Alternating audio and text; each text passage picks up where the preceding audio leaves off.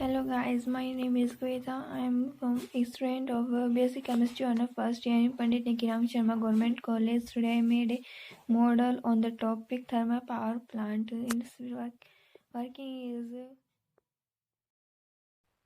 my model is thermal power plant. Thermal power plant is a type of electrical distributing station where the heat energy converted into the electrical energy. Thermal power plant consists with different main elements which plays very important role in the operation. It is non-renewable energy technology that depends on the particular fuel that is coal. Almost two-thirds of the electricity required of the world is fulfilled by the thermal power plant or thermal power station. In this power station, steam is produced by the burning some fuel that is coal, and then used to it on a steam turbine. This is thermal power station, may sometimes called as a steam power station. After the steam passes through the steam turbine, it is condensed in a condenser and again fed back into the boiler to become steam. This is known as Rankine cycle. This article explains how electricity is generated in thermal power station. As majority of thermal power use as their primary fuel, this article is focused on the coal from thermal power plant. A simple layout of thermal power station is shown in this model. You have to see.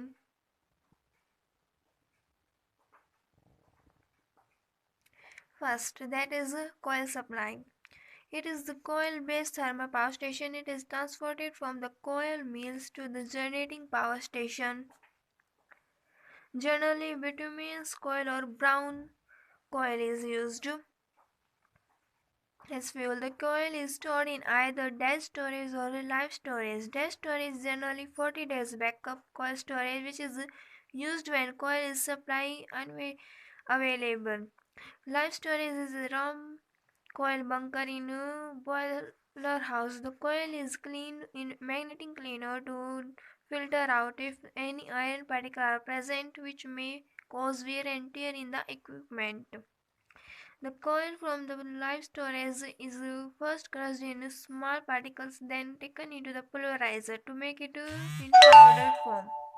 Fine powdered coil undergoes complete combustion and thus pulverized coil improves efficiency of the boiler. The ash produced after the combustion of coil is taken out of the boiler furnace and properly disposed. Periodic removal of ash from the boiler furnace is necessary for the proper combustion.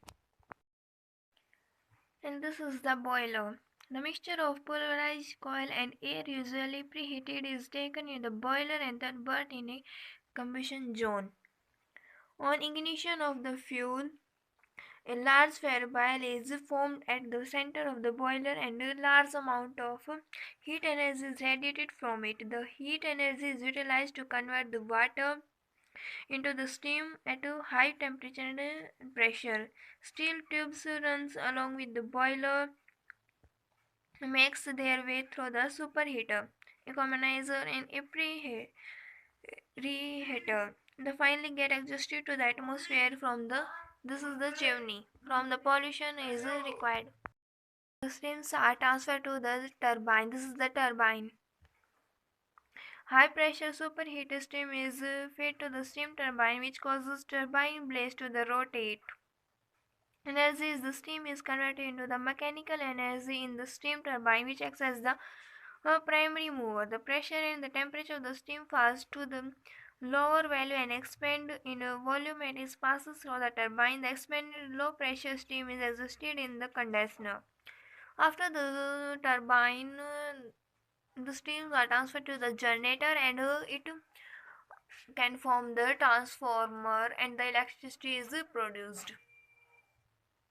Next, this is the condenser type. After the boiler reason, the reason that goes from the boiler to the turbine is the Superheater. The superheater tubes are hang as the hottest part of the boiler. The saturated steam produced in the boiler tube is superheated to the about 540 degrees Celsius in the superheater. The superheated high pressure steam is then fed to the steam turbine. This is the steam turbine. Next point is the economizer. An economizer is the essentially feed water heater that heats the water before supply to the boiler. This is the feed water heater that comes from the water sources. Next is the air preheater, the primary air fan. This is the primary preheater tube.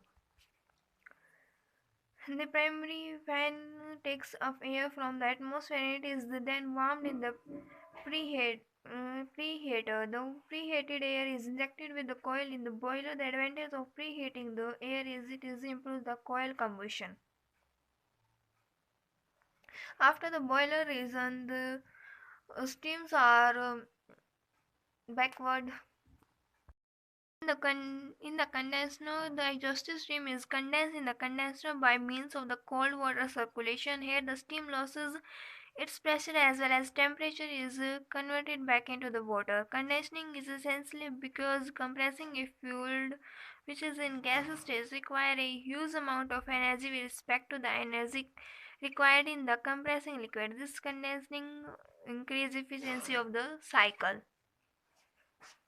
The next one is the alternator. The steam turbine is coupled with an alternator. When the turbine rotates the alternator, the electric energy is generated. The generated electric voltage is to stop it up to at the help of transfer, then transmitter is to be utilized. This is the transformer reason. The water supply is through the feed water. Feed water pump is condensed water is again fed to the boiler by the feed water pump. Some water may be lost during the cycle, which is stably supplied from the external source of the water. This is the external source.